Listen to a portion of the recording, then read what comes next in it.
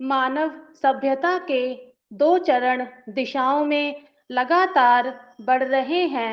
एक तो वह विज्ञान के क्षेत्रों में निरंतर आगे बढ़कर अपने आप को प्रगति एवं विकास के उच्चतम शिखरों पर आसीन कर देना चाहती है। दूसरी ओर जनसंख्या भी अनवरत बढ़ोतरी से जीवन और समाज अनेक प्रकार की भीषण समस्याओं से ग्रस्त होता जा रहा है। बिना सोचे समझे या विचार किए इस तरह अबाध बढ़ोतरी अधिक देर तक नहीं बल्कि निकट भविष्य में ही मानवता के सामने उसकी प्रगति और विकास की सभी राहों पर अवरोध का एक मोटा प्रश्न चिन्ह लगाने वाली है।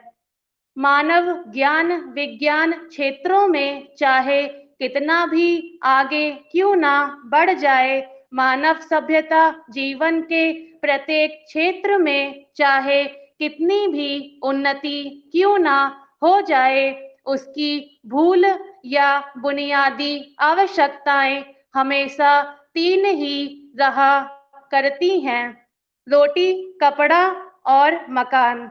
आज मानव सभ्यता उपयुक्त दिशाओं में निरंतर बढ़ती जा रही है। इन मूल आवश्यकताओं को पूर्ण कर पाने में समर्थ साधनों का अभाव होता जा रहा है या फिर दाम बहुत अधिक बढ़ रहे हैं।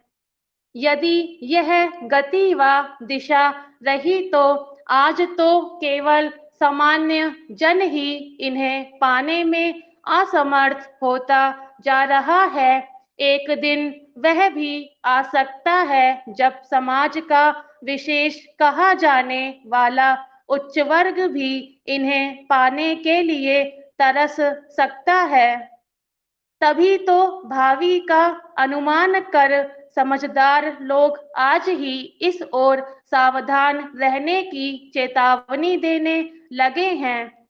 यहाँ हम रोटी कपड़े पर विचार नहीं करना चाहते, हम मात्र इस समस्या पर विचार करना चाहते हैं कि आबाद गति से बढ़ रही सभ्यता की आवासीय व्यवस्था के कारण हमारी वन संपदा पर कितना बड़ा दुष्प्रभाव पड़ रहा है।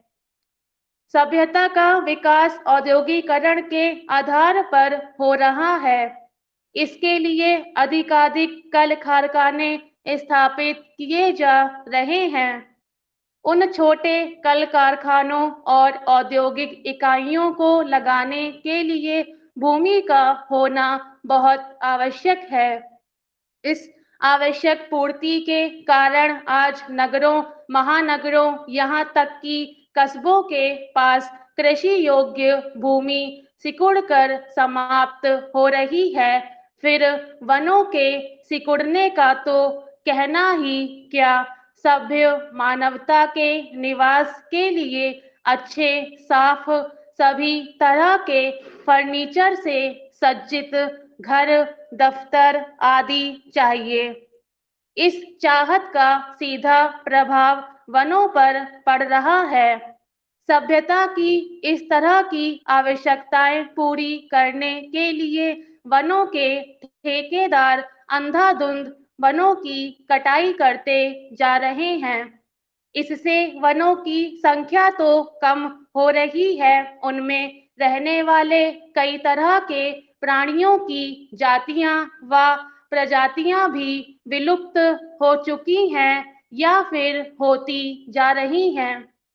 इसी प्रकार आज कई जातियों और प्रजातियों के पौधे, वनस्पतियां और औषधियां तक दुर्लभ होती जा रही हैं। भविष्य में इन सब का मानव सभ्यता और समूचे प्राणी जगत पर क्या दुष्प्रभाव होने वाला है, ये आज हम सोच भी नहीं पा रहे हैं।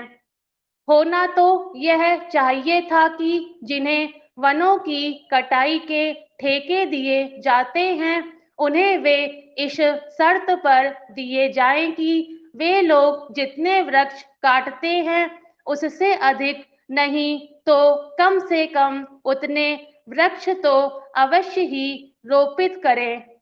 केवल रोपित ही नहीं बल्कि उनकी तरफ से देखरेख और पूर्ण सुरक्षा के भी तब तक जिम्मेदार रहे जब तक वे एक पूर्ण पेड़ बनकर कटाव की आपूर्ति नहीं कर देते। पर सरकार तथा वन मालिकों की दूरदर्शिता के अभाव के कारण मानव सभ्यता के आवास और शान शौकत के नाम पर उनके घरों की बहुत सजावट के कारण वन सिकुड़ रहे हैं। उनकी संख्या और भीतर स्वरूप निरंतर घटकर खत्म होता जा रहा है।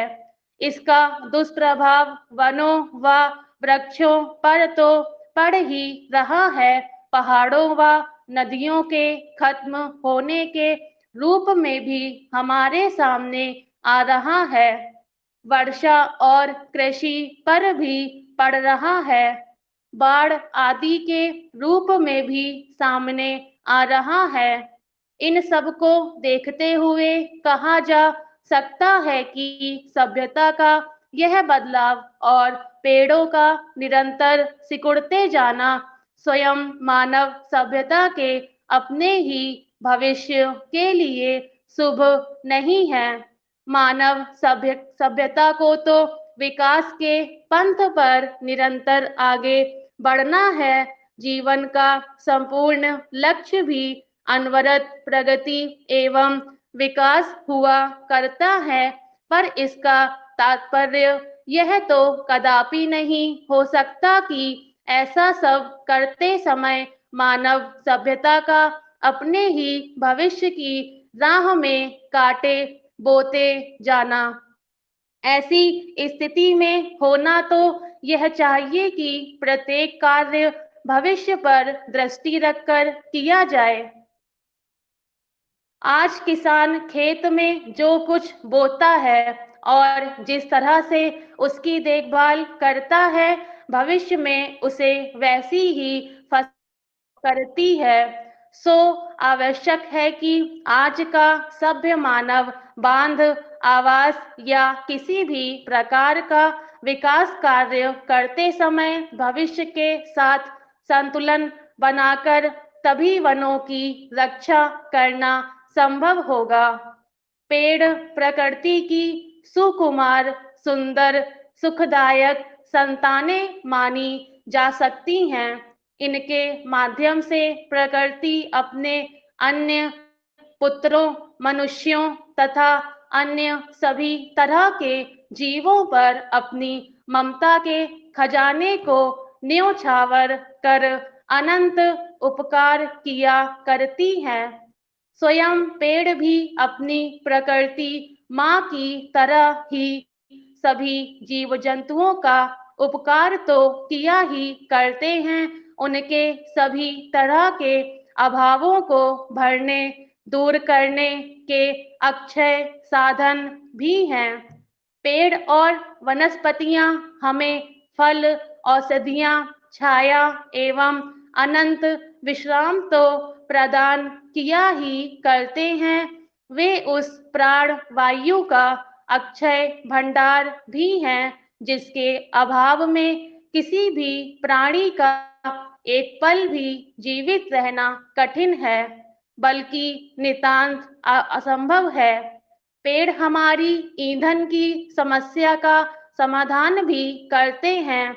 उनके अपने आप झड़कर इधर उधर बिखर जाने वाले पत्ते, घास फूस, हरियाली और अपनी छाया में पनपने वाली नई वनस्पतियों को खाद भी मुफ्त में प्रदान करते हैं। पेड़ पर्यावरण के भी बहुत बड़े संरक्षक हैं। स्टॉप।